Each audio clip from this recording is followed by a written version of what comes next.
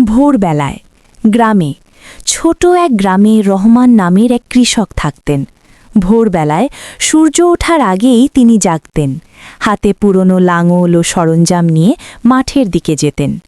রহমান তার কাদামাটি ভর্তি ছোট মাঠে পরিশ্রম করতে লাগলেন। একদিন হঠাৎ ভারী বৃষ্টি হল। জমিতে জমে থাকা জল তার সমস্ত পরিশ্রম ধুয়ে নিল। রহমান ধানক্ষেতের দিকে হতাশ চোখে তাকালেন।